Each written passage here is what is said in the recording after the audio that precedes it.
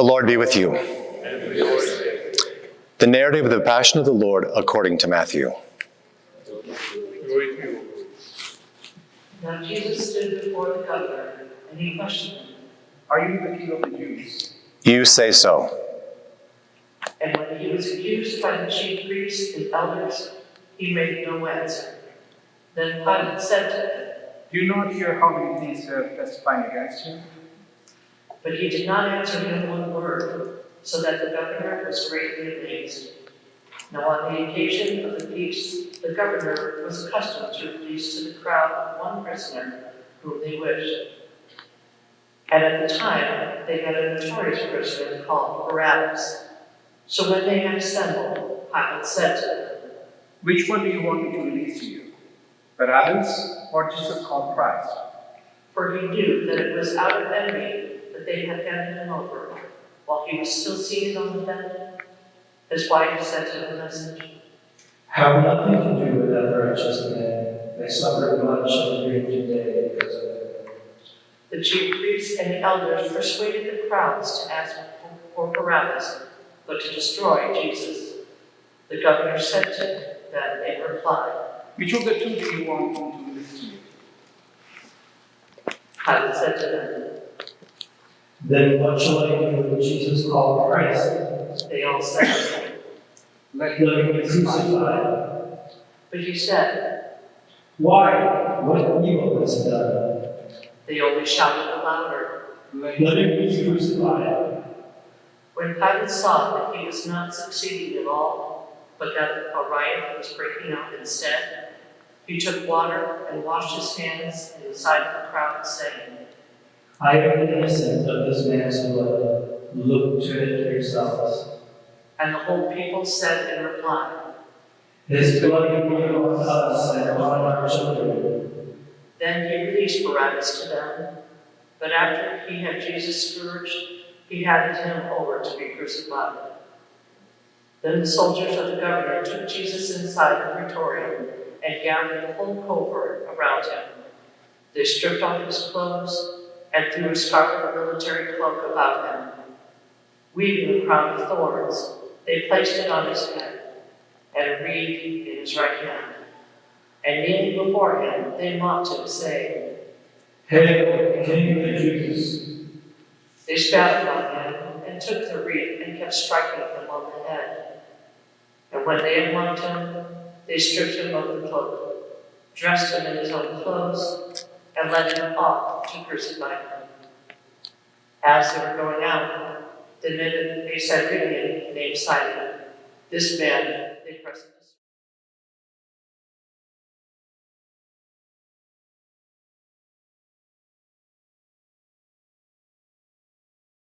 His wine to drink mixed with gall, but when he had tasted it, he refused to drink. After they had crucified him, they divided his garments by casting lots. Then they sat down and kept watch over him there. And they placed over his head the written charge against him. This is Jesus, the King of the Jews. 2 revolutionaries were crucified with him, one on his right and the other on his left. Those passing by reviled him, shaking their heads and saying, You who would destroy the temple and rebuild it in 3 days, save yourself if you are the Son of God, and come down from the cross. Likewise, the chief priests with the scribes and elders mocked him and said, He saved others, he cannot save himself. So he is the King of the Israel. Let him come down from the cross now, and we will believe in him. He trusted in God. Let him deliver him now if he wants him, for he said, I am the Son of God. The revolutionaries who were crucified with him also kept abusing him in the same way.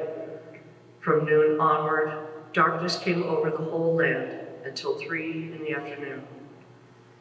And about 3 o'clock, Jesus cried out in a loud voice, Eli, Eli, lema sabachthani, which means, my God, why have you forsaken me?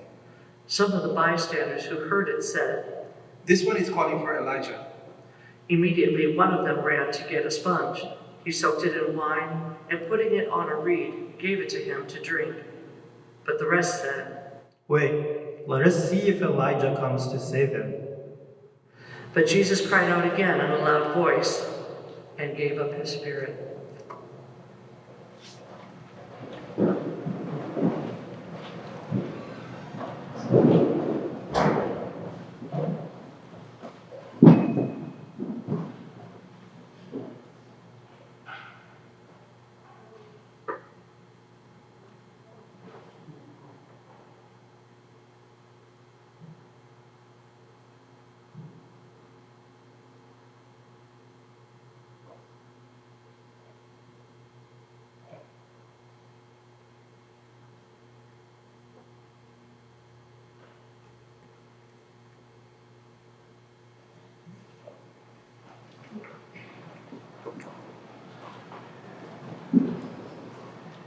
And behold, the veil of the sanctuary was torn in two from top to bottom.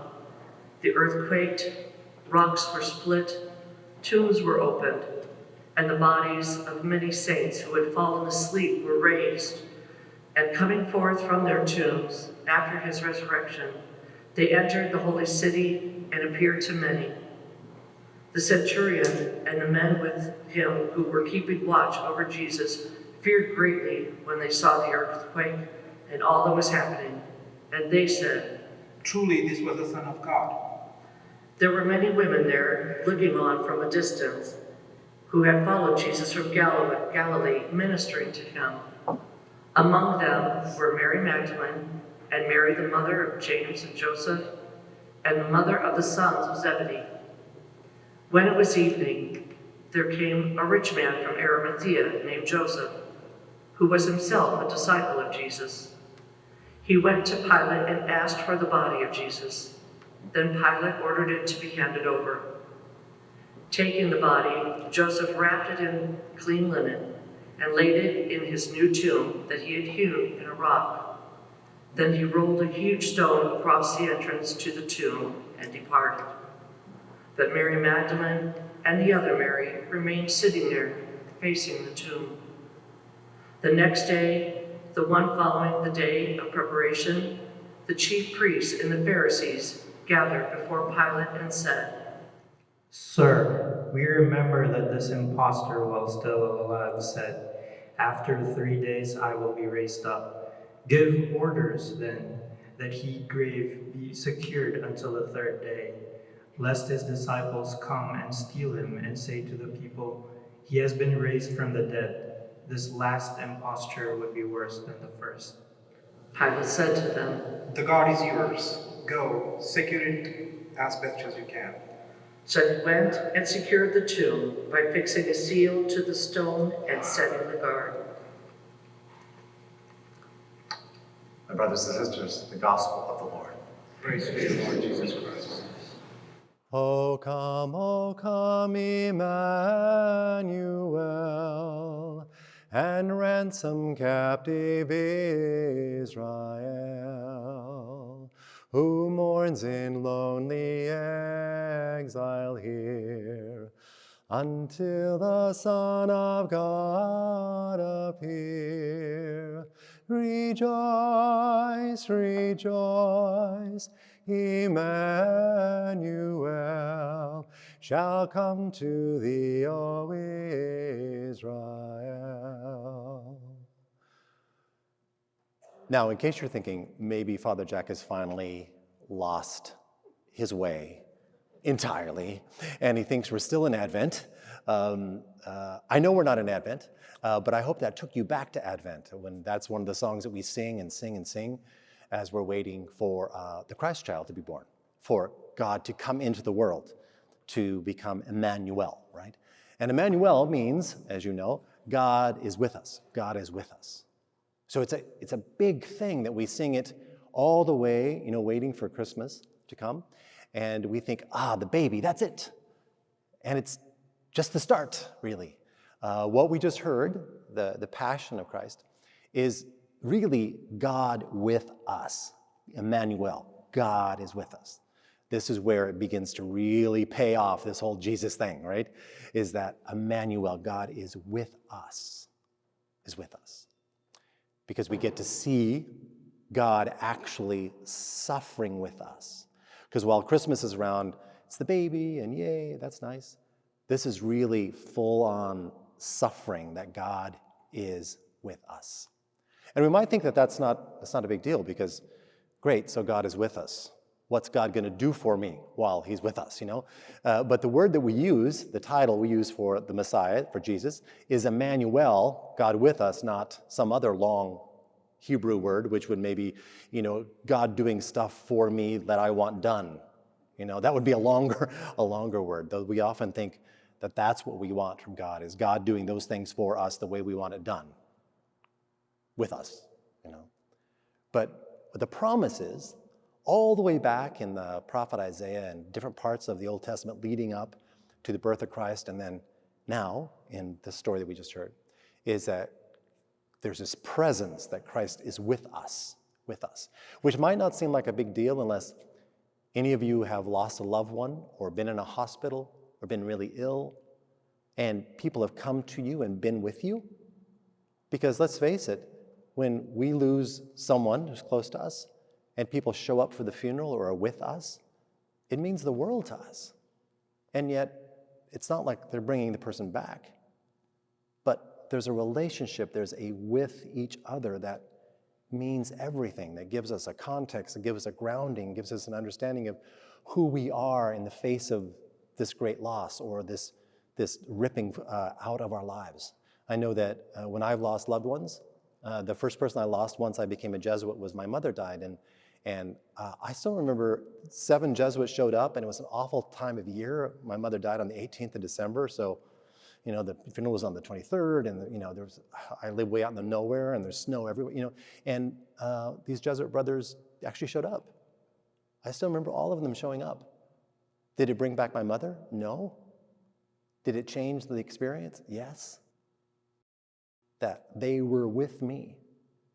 And when you think in your life those experiences where great tragedy has struck and people have been with you, how important that is and how it changes everything. And it's even more important that if that person that's with you at that really difficult time has experience of the same sort of thing. There was one Jesuit there that had lost his mother, or father, I think, the year before. And it meant a lot because I knew that he knew what I was going through.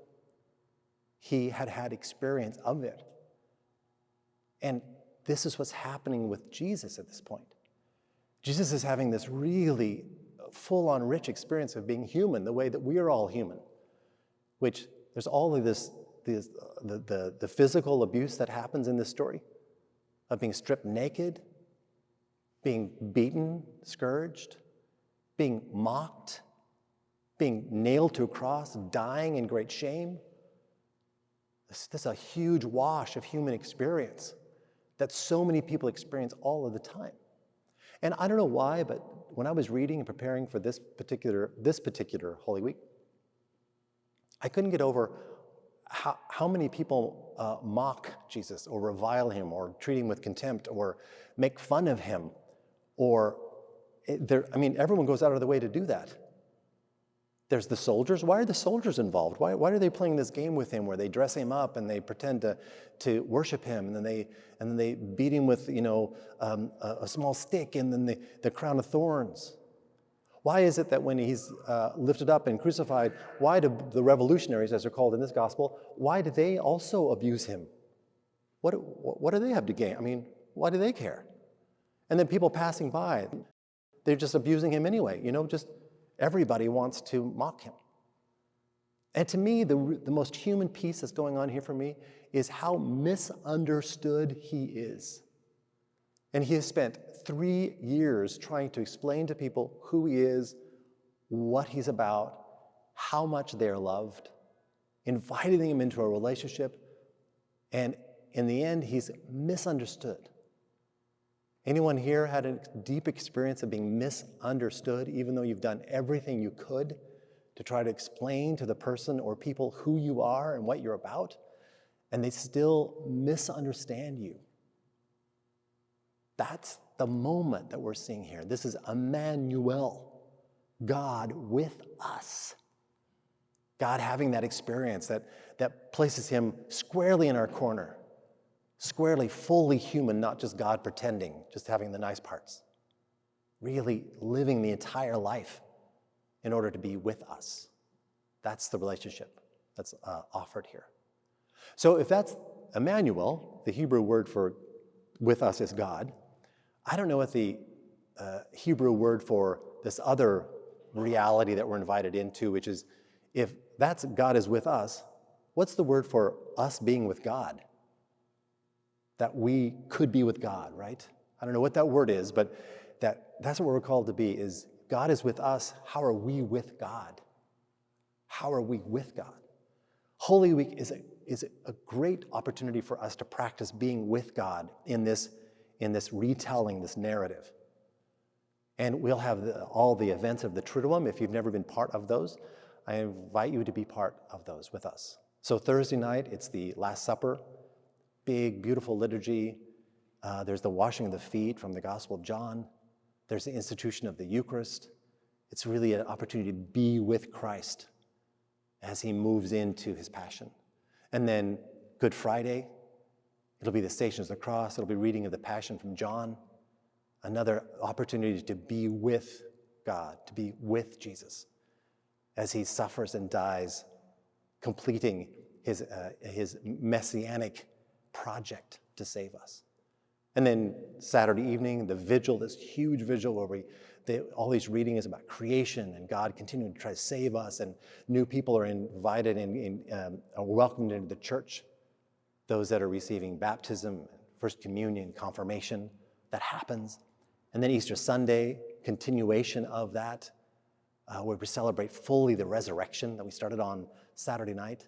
It's all one big celebration in all these different parts. All this opportunity for us to be with God, to respond to that relationship that's being offered when Jesus is understood as Emmanuel, God with us. And how can we respond? By being with God.